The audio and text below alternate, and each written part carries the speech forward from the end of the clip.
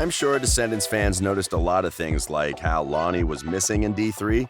Sadly, there wasn't a mention of her not even by her friends. However, there are a couple of things which may have skipped your mind, so stick around to find out more. This is Riveted, and we watched the movie a couple of times to bring you this compilation. 10. The Old Hag. Losing the person you love can be very traumatizing, as was evident in the case of Audrey. At the beginning of D3, she turns Mal into an old hag and asks her if she thinks Ben would still love her. You think Ben will love you now, you old hag? Do you think he would always love her? Beauty is only skin deep after all, and Mal is beautiful in the inside. Anyway, that's beside the point. Mal, as an old hag, can barely walk and her back is bent, yet somehow she manages to get on a bike and ride away. Hilarious. I mean, the old hag could barely make a step without support. How she managed to gain strength from thin air is something we're still wondering. And while we're still on the old hag, let's have a closer look. Do you notice something else about her? Okay, for those who still don't see it, I'll help you out. Doesn't she look like the evil queen from Snow White? For a split second, I thought Evie would say, "Hey, Mom." Dove revealed in an interview that if she could be a villain, she'd want to play a grandmother, Gothel. But that wasn't her. It was definitely the witch from Snow White. Do you agree? 9. Dizzy's invite to Auradon. Dizzy was the first villain kid introduced as a good kid and not as a bad or neutral one. She is one of the youngest characters in Descendants and also one of the most adorable. Dizzy debuts while doing her sweeping job at Lady Tremaine's Curl Up and Die. She gave Evie all her accessories with the hope that Evie would wear them and Dizzy would feel like an Auradon. Evie decided to make her wish come true by wearing her tiara, and she gets very excited. In the end, Ben followed Evie's suggestion and sent a few guards to the Isle of the Lost to personally deliver the invitation to attend Auradon prep to Dizzy. All these happened in the previous Descendants movie. In D3, we can still notice that Dizzy and Evie are pretty close, and it was evident that she'd pick her. But wait, didn't she already get an invitation to Auradon in D2? I'm pretty sure she did because I can't forget the hug she gave one of the guards. So why did she need another invitation in Descendants 3? If you know the answer to this question, let us know in the comments section below. Number 8. Queen of Mean. I know you were probably very busy enjoying the music to realize anything wrong. Let's first take a moment to acknowledge how amazing the song is. In just a week, the song has already gathered over 39 million views on YouTube. We had no idea Sarah Jeffrey had such an incredible voice. Wow, it's like Audrey cursed a spell on all of us to have the song on replay. Yikes. I know you noticed that the voice was incredible, but did you notice that her high pitch sounds like Naomi Scott on Speechless? The performance in general, it's a big thumbs up. Okay, now to something else you probably never noticed. When Audrey is singing, she's on one side of the chandelier, then she makes a turn. When the shot comes back, she's on the same side of the chandelier before turning. I know we saw her making only one turn, so there's no way she would have made her way back to the first side. Oh, well, the song is fantastic, so we'll just let that one slide. Oh, and Audrey played the villain so well, she left everyone yearning for more evil. I'm not sure whether that's a good thing or a bad thing. Number 7, the crown.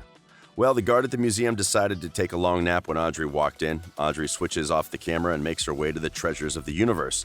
In one of the chambers, the crown she desires is in the middle of the chamber. Audrey breaks the glass and takes the crown. Wait, the security guard didn't hear the glass breaking? And why isn't there an alarm which rings when she breaks the glass? Well, the museum really needs to tighten its security. She'd already been declared the Queen of Mean, so the crown made perfect sense. The only problem was how the crown appeared to have stuck on her head. As she sings, she even tilts her head backward and the crown doesn't fall off. Come on, we know crowns, Audrey, and that isn't how they stick on the head. If nothing is holding it to the head, it will definitely fall off, right? Also, was it just me or did you notice Maleficent calling Audrey when she was reaching for the scepter? Or was it Mal calling her?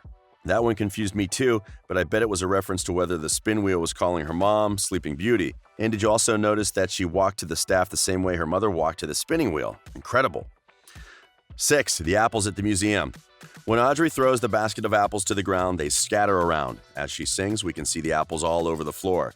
On the next shot, when she lifts the crown to her head, the apples suddenly disappear. The apples were still on the floor after they scattered, so there's no way they miraculously started rolling off the set. Uh-oh, looks like someone forgot to place the apples back on the floor after the cast and the crew had taken 5. Or they probably ate them during the break.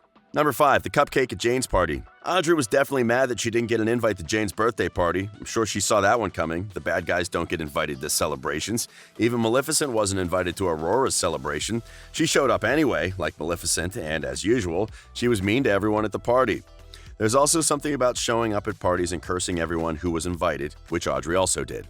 At Jane's party, there was a huge cake and there was also cupcakes which clearly had frosting on top. Audrey grabbed one of the cupcakes with the frosting side all over her palm and threw it away, but none of the frosting was left on the palm of her hands. Huh? We didn't see her wiping it off or licking it. 1 microsecond she had the cupcake on her hand, and the next microsecond her hand was super clean. She probably magically wished it away. That's the best explanation we have for now. Number 4, Ben and Audrey's pictures. It was a hard time for Audrey when she got dumped, and we completely understand that heartbreaks can really hit hard. Audrey takes us to her room where she has a collection of framed pictures. Did you notice a picture which looks like Ben and Mal's? I'm not completely sure about that. Audrey probably looked a lot like Mal in that picture. Let us know if you think she had a picture of Ben and Mal. Also, is that Audrey wearing Mal's purple dress? While many people were trying to figure out if it was really Mal on the picture, I noticed something else. Among the collection of framed photos is a picture of Audrey and Ben when they were toddlers. It means that Ben was Audrey's first love. Oh my.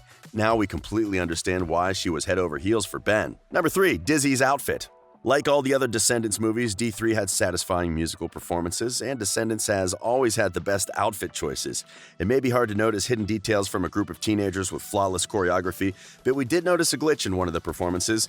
Dizzy is spotted wearing a long dress, and she's totally in sync with the rest of the dancers. A few seconds later, we see her in a shorter dress. Huh? How did she manage to pull a wardrobe change in the middle of a performance? It would have made sense if everyone miraculously had a wardrobe change, but the fact that it was only Dizzy who had a change of outfits makes it suspicious. Is it possible that she's had a hidden power all along and none of us ever noticed? I highly doubt that. Maybe the dress was too uncomfortable while they were shooting the first shot and she had to change. Or considering it was so long, she probably stepped on it and it ripped it apart.